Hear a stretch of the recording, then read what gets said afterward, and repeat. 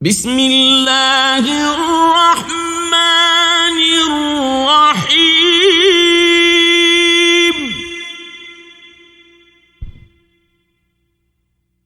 قل أعوذ برب الفلق